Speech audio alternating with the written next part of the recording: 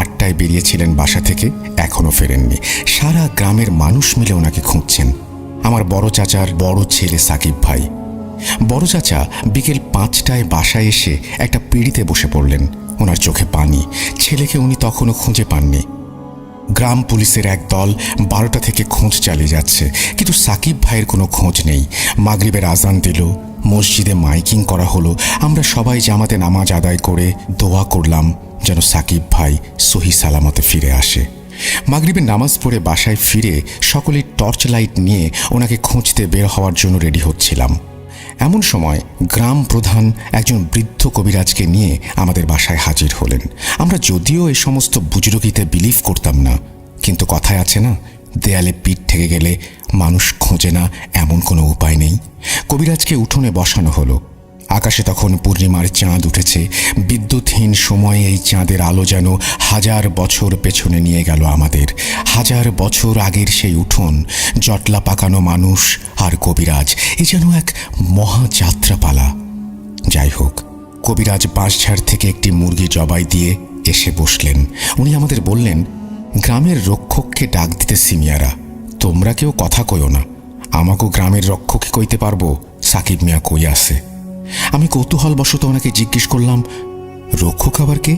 উনি আমাকে বললেন, হ্যাঁ, অনেকগুলো আলাপ করার সময় না ছোট মিয়া, আগে সাকিব মিয়ারে খুঁজা বাইর করি, এরপরে তোমারে কমুনি গ্রামের রক্ষক কিডা। আল্লাহর নাম নিয়া বহ এইখানে। আমি চুপ করে বসলাম। কবিরাজ একটা মাটির পাত্রে পানি নিয়ে জবাই করা মুরগির রক্ত সেই পানিতে ঢাললেন। এরপর দোয়া কালাম পড়ে উচ্চস্বরে বললেন, ও গ্রামের রক্ষক, আল্লাহর রহমতে উসিলায় আপনারে ডাক পাঠাইলাম, আপনি আহেন। আমাকে এই ছোট্ট উপহার লয়া যান আর আমাকে জানায়া দেন সাকিব মিয়া কই। একটু পর জবাই করা মুরগিটা বাঁশঝাড়ের দিকে সজোরে যেন উড়ে গেল। আমি বিজ্ঞানের ছাত্র ভাই, আমি এই সমস্ত দৃশ্য দেখে আমার শরীর যেন অসাড় হয়ে যাচ্ছিল। একটু পর বাঁশঝাড়ের এক কোণা দিয়ে লাল দুটো চোখ দেখা গেল। ইয়া আল্লাহ, উপস্থিত এমন কোনো ব্যক্তি নেই যে সেই লাল চোখ দেখেনি। মুহূর্তের মাঝেই হাড় চেবানোর কটমট শব্দ ভেসে আসতে লাগলো। হাড় চেবানোর শব্দ শেষ হবার সাথে সাথে দূর থেকে এক মুসাফিরের আগমন ঘটল। কবিরাজ আমাদের বললেন, সবাই পিছে সরেন, কেউ সামনে আসবেন না। রক্ষকের লোক, কেউ আসবেন না সামনে, আমি কথা কমু। গ্রামের সবাই পিছিয়ে গেল। কবিরাজ সেই মুসাফিরের সাথে কথা বলে দৌড়ে আমাদের কাছে এসে বললেন, কবরস্থানে চলেন মিয়ারা, জলদি আসেন, সাকিব মিয়ার দম প্রায় শেষ। ঘরের পুরুষ মানুষরা লাঠি সোটা আর টর্চ লাইট নিয়ে কবরস্থানের দিকে ছুটলাম। কবরস্থানে গিয়ে দেখলাম কবরস্থানের গেটের সামনে একটা কালো বিড়াল, যার চোখ সেই বাঁশঝাড়ে দেখা চোখের মতো লাল। বিড়ালটি আমাদের দেখে ভয় পেল না, সে আমাদের সামনে হাঁটতে লাগলো আর 2-1 মিনিট পর একটি কবরের সামনে গিয়ে বসে পড়ল। ওই তো সাকিব ভাই পড়ে আছে কবরের পাশে। কবরটিও অনেকটাই খোঁড়া হয়েছে, কাফনের কাপড় দেখা যাচ্ছে, বেশি পুরাতন না।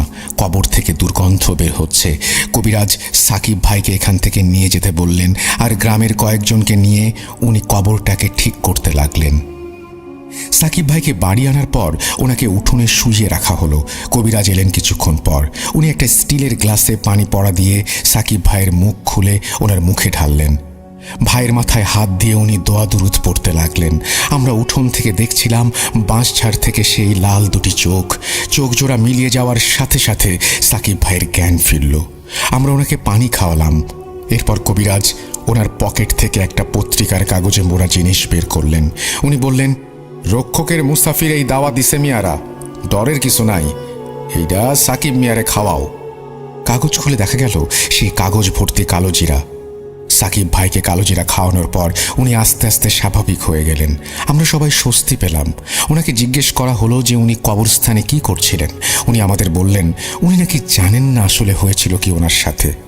রাতে উনি একবার বের হয়েছিলেন দোকানে যাবেন এই ভেবে। রাস্তায় নাকি হঠাৎ একটা গরম বাতাস এসে ওনার গায়ে লাগে।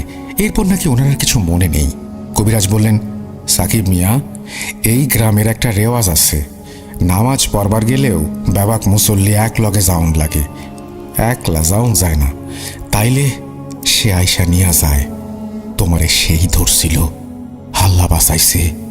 রক্ষকরে আল্লাহর নাম দিয়া কসম দিছিলাম মিয়া, আল্লাহ বাঁচাইছে। আমি এবার আমার কৌতূহল সামলাতে পারলাম না। কবিরাজকে জিজ্ঞেস করলাম, কে এই রক্ষক, আর সে আসেই বা কেন? কবিরাজ বললেন, আমারে তোমরা মনে হয় চিনবার পারো নাই মিয়ারা। কেমনে চিনবা, তোমরা তো